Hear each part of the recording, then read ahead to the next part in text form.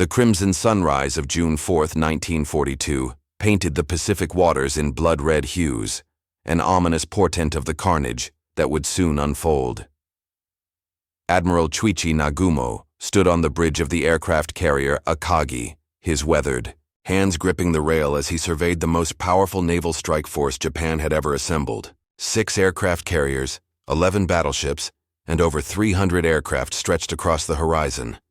A floating city of steel and death that had brought the American Pacific Fleet to its knees at Pearl Harbor just 6 months earlier.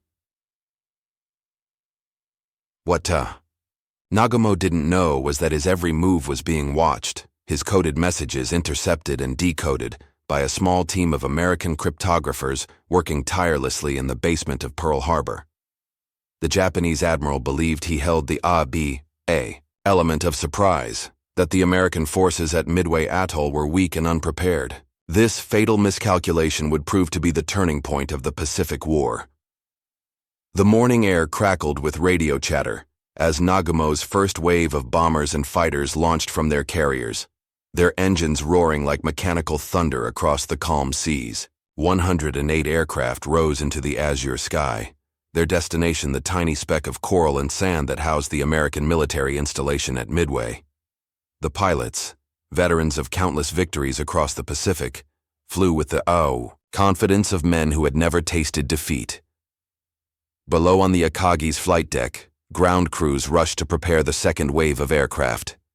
Mechanics worked frantically to arm bombers with torpedoes and armor-piercing bombs, weapons specifically designed to sink the American aircraft carriers that Japanese intelligence assured them would arrive too late to interfere with the operation. The deck plates vibrated beneath their feet as the massive ship cut through the swells at 24 knots, maintaining radio silence to preserve the illusion of stealth. According to historical records from the Naval War College Review, the Japanese High Command had based their entire strategy on the premise that Admiral Chester Nimitz would react predictably to their feint toward the Aleutian Islands, dividing his forces and leaving Midway vulnerable to assault. In his cabin aboard the battleship Yamato, Admiral Isoroku Yamamoto reviewed the operation plans one final time. The architect of Pearl Harbor had conceived this assault as the decisive blow that would force America to negotiate peace. His intelligence officers had assured him that no more than 50 American aircraft defended Midway, and that the nearest carrier group was at least 2 days sailing time away. The reports painted a picture of an isolated outpost ripe for the taking. The deception was masterful in its simplicity. While Yamamoto's main force approached Midway from the northwest, a smaller diversionary fleet struck at Dutch Harbor in the Aleutians, drawing American attention northward. Radio transmissions had been carefully orchestrated to suggest the main Japanese fleet was still in home waters, maintaining the facade until the last possible moment. As the sun climbed higher in the Pacific sky, casting sharp shadows across the Akagi's deck, Nagumo felt the familiar surge of anticipation that preceded battle. His carriers had struck with devastating precision from Hawaii to the Indian Ocean, sinking Allied warships and reducing enemy airfields to rubble. There was no reason to believe Midway would be any different. The trap was set, the pieces in motion. What none of the Japanese commanders realized was that they were not the hunters in this deadly game. They were the prey. 3,000 miles away in the cramped basement of the 14th Naval District headquarters at Pearl Harbor, Commander Joseph Rochefort hunched over a pile of intercepted Japanese radio transmissions, his eyes bloodshot from weeks of sleepless nights. The diminutive cryptographer had been waging his own secret war against the Japanese naval codes, a battle fought with pencil and paper rather than guns and bombs. Since late May, Rochefort's team had been intercepting increasing volumes of Japanese radio traffic, encrypted messages that spoke of a major operation designated AF. The Japanese were planning something big, but where? Intelligence reports suggested targets ranging from Hawaii to Australia, but Rochefort had a hunch that AF meant something much closer to home. The breakthrough came through an ingenious deception of their own. Rochefort instructed Midway's garrison to transmit an uncoded message reporting problems with their water distillation plant. Within hours, Japanese intelligence had relayed to their fleet commanders that AF was experiencing freshwater shortages. The trap had worked perfectly. F was indeed Midway Atoll. Armed with this knowledge, Admiral Chester Nimitz made the most crucial decision of his career. Rather than dispersing his outnumbered fleet to protect multiple potential targets, he would concentrate his forces northeast of Midway and wait. The Japanese believed they would face fewer than 50 defending aircraft. Instead, they would encounter over 300 American planes flying from 3 aircraft carriers and the reinforced garrison at Midway itself. On the morning of June 4th, as Nagumo's strike force approached their target, Lieutenant Commander Wade McCluskey prepared his Douglas Dauntless dive bombers aboard the USS Enterprise. The American pilots knew they were outnumbered and outgunned, but they also knew something their enemies did not: exactly when and where the Japanese would appear. The first phase of the battle unfolded precisely as Japanese planners had anticipated. Nagumo's bombers struck Midway's airfield with devastating effect, destroying fuel dumps and damaging runways while his fighters swept aside the defending aircraft. American casualties mounted quickly as obsolete Brewster Buffalo fighters proved no match for the superior Mitsubishi Zero fighters that escorted the Japanese bombers. But even as flames consumed the American installations on Midway, a different drama was playing out in the radio rooms of both fleets. Japanese communications intercepts had detected unusual American radio activity, suggesting that enemy forces might be closer than originally estimated. Nagumo's intelligence officers urged caution, recommending that the second wave be armed with anti-ship weapons rather than land attack bombs. The admiral faced a critical decision. His pilots returning from Midway reported that a second strike would be necessary to completely neutralize the airfield, but his radar operators were detecting unidentified aircraft approaching from the northeast. Were these the remnants of Midway's Air Force or harbingers of a larger American fleet? As reported in Samuel Eliot Morrison's official naval history, The Two-Ocean War, Nagumo's hesitation at this crucial moment would prove catastrophic for the Japanese cause. The intelligence war that had been fought in radio intercept stations and code-breaking rooms was about to explode into violent reality above the blue waters of the Pacific. American torpedo bombers from the carriers Hornet, Enterprise, and Yorktown were already racing toward the Japanese fleet, their crews unaware that they were flying into the most decisive naval battle of the Pacific War. The stage was set for a confrontation that would demonstrate the paramount importance of intelligence in modern warfare, where the side that could see farthest and understand most clearly would claim victory regardless of the size of their guns or the thickness of their armor. The radio crackled with urgent messages as Lieutenant Joichi Tomonaga's voice echoed through the Akagi's communications center. There is need for a second attack wave on Midway. The veteran pilot's assessment sent ripples of concern through Admiral Nagumo's staff as they processed the implications. The American airfield had not been completely neutralized, and enemy aircraft were still operational. Nagumo stood in the carrier's operations center, surrounded by charts and communication equipment, facing the most critical decision of his naval career. His deck crews had been frantically rearming the second wave of aircraft with land attack bombs for another strike on Midway's installations. To change the armament to anti-ship torpedoes and armor-piercing bombs would require at least an hour of dangerous work on the crowded flight decks. The morning sun had reached its zenith when the first American torpedo bombers appeared on the horizon. 15 Douglas Devastator aircraft from Torpedo Squadron 8 flew in low and straight, their obsolete aircraft no match for the swarm of Zero fighters that rose to meet them. One by one, the American planes fell into the sea, their crews dying in the cockpits of machines that belonged to an earlier era of warfare. But their sacrifice was not in vain. While the Japanese combat air patrol dove to sea level to engage the torpedo bombers, the high-altitude dive bombers from the Enterprise and Yorktown approached undetected. Lieutenant Commander Wade McCluskey had been searching for the Japanese fleet for over an hour, his fuel gauges showing dangerously low levels when he spotted the white wake of a Japanese destroyer racing northward. At precisely 10:22 in the morning, McCluskey's dive bombers rolled over into their attack runs, their aircraft screaming down through the clear Pacific air like avenging angels. The Japanese carriers, caught with their fighters at low altitude and their decks crowded with armed and fueled aircraft, were perfect targets for the American assault. The first bomb struck the Akagi near her island superstructure, penetrating to the hangar deck where it detonated among the armed aircraft waiting to launch. Secondary explosions ripped through the ship as aviation gasoline ignited, turning the pride of the Japanese fleet into a floating inferno. Nagumo, thrown to the deck by the blast, watched in horror as his flagship transformed from a weapon of war into a funeral pyre.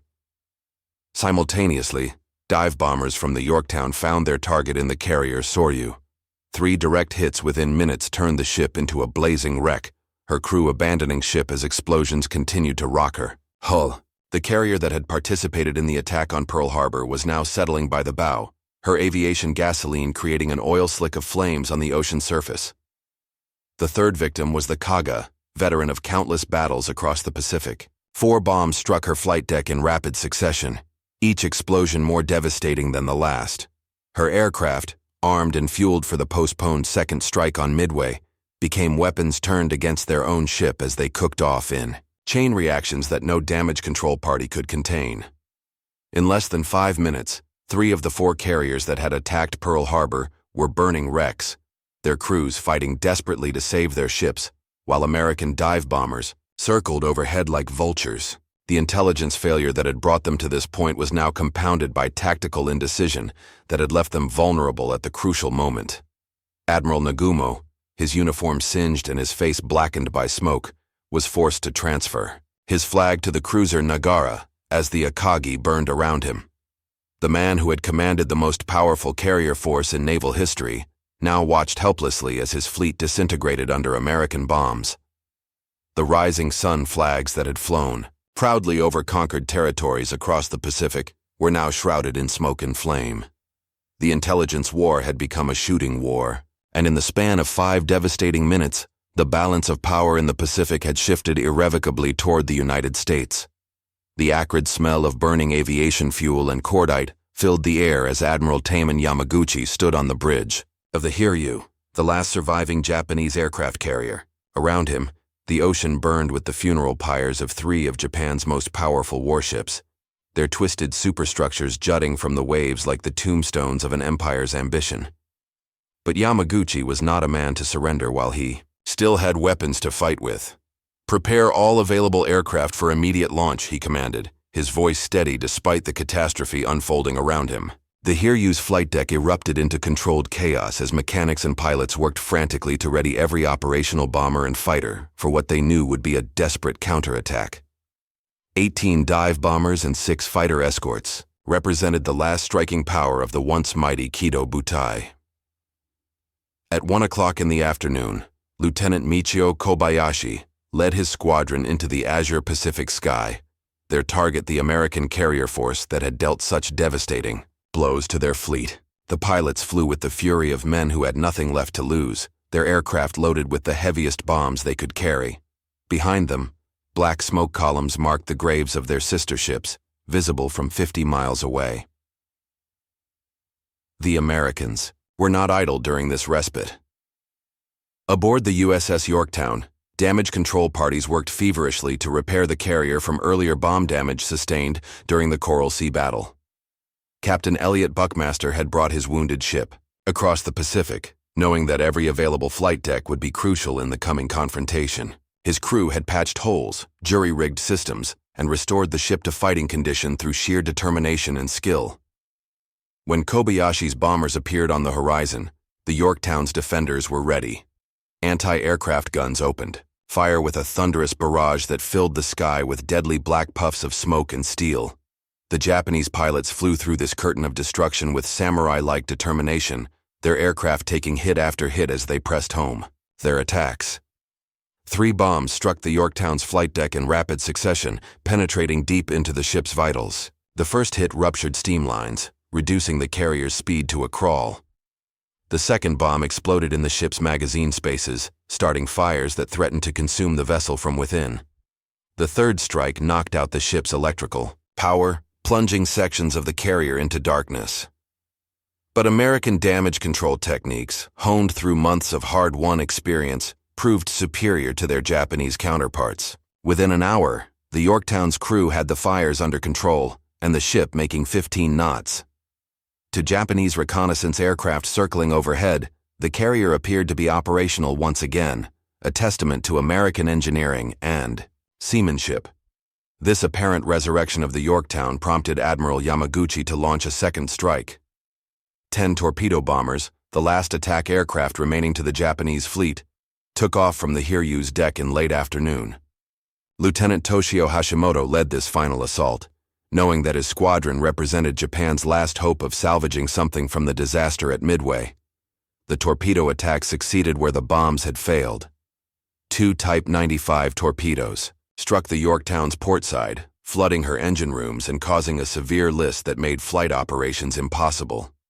This time, the damage was too extensive for even American damage control to overcome. Captain Buckmaster reluctantly gave the order to abandon ship, and the crew began the orderly evacuation of their floating home.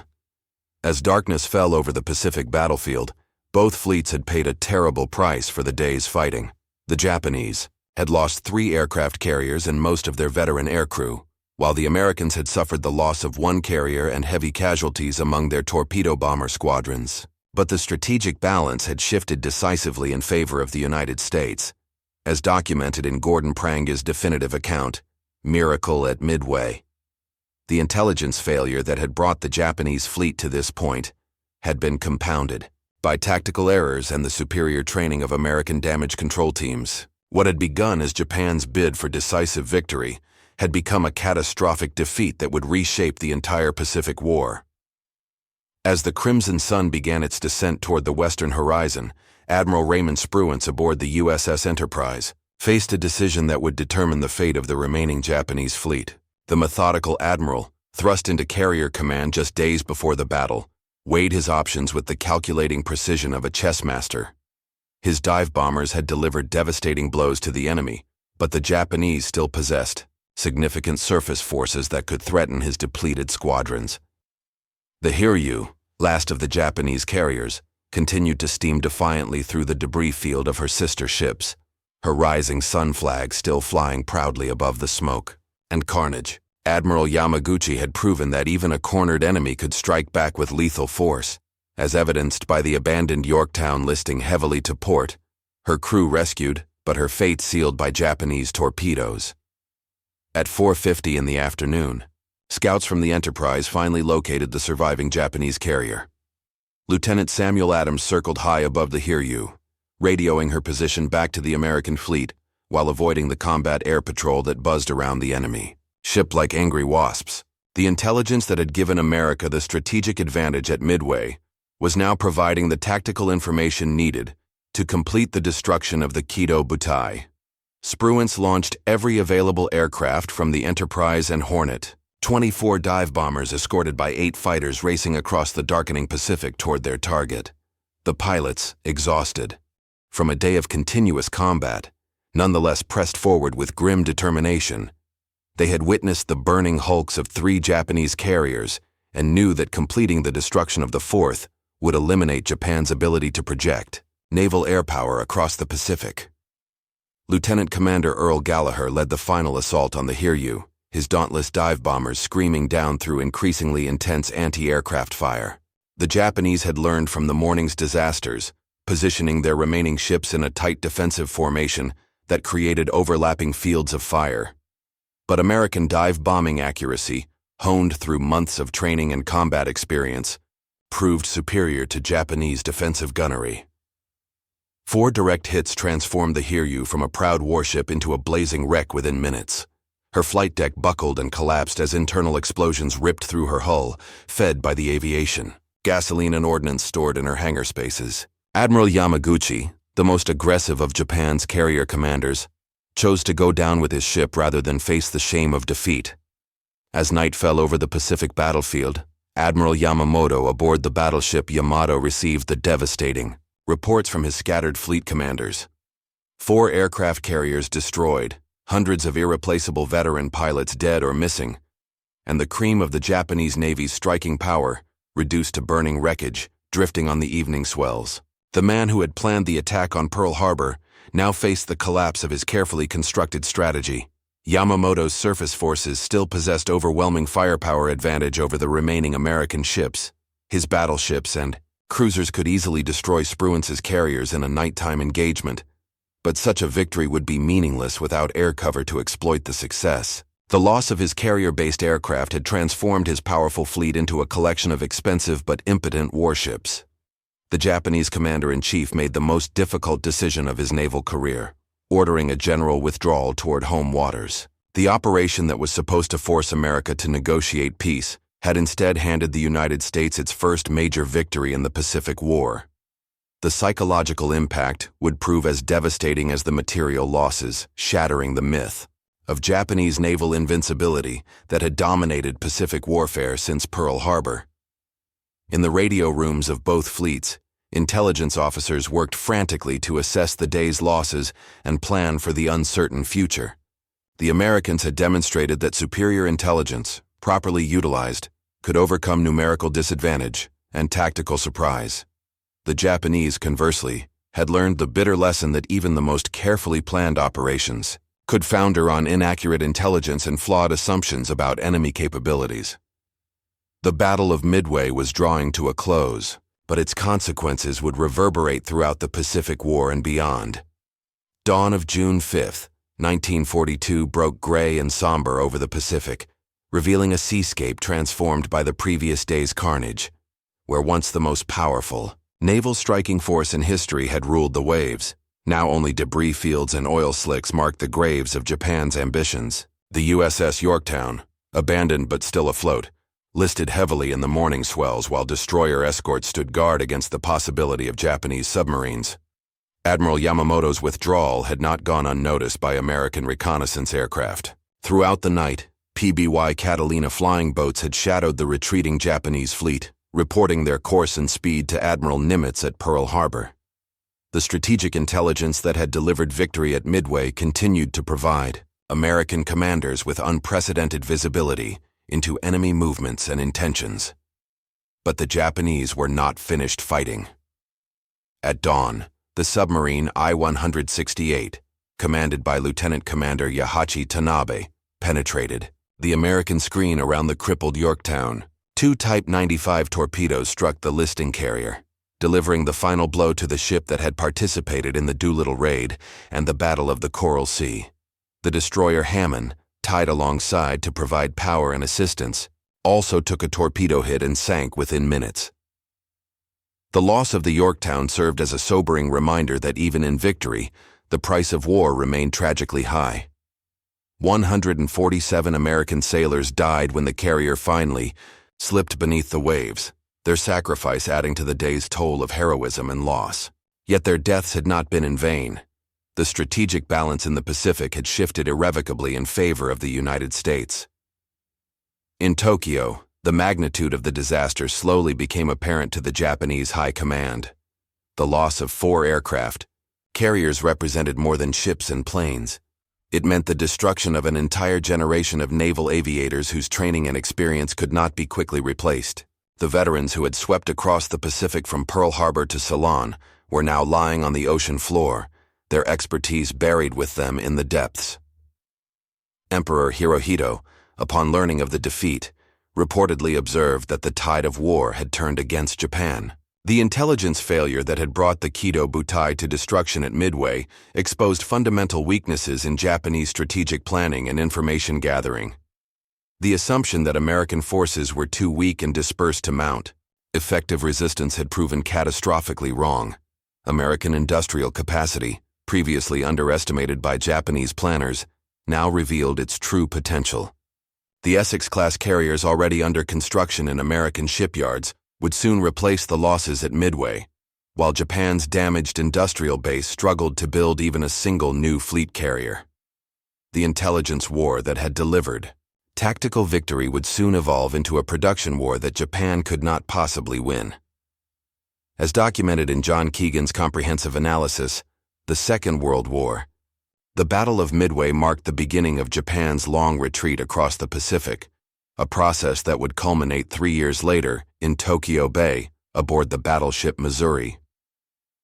The radio intercepts that had revealed Japanese intentions, the DR code-breaking that had identified Midway as the target, and the careful positioning of American forces based on superior intelligence had combined to produce one of the most decisive naval victories in history. Commander Rochefort and his team of cryptographers had fought their own battle in the basement of Pearl Harbor, a conflict waged with slide rules and determination rather than bombs and torpedoes.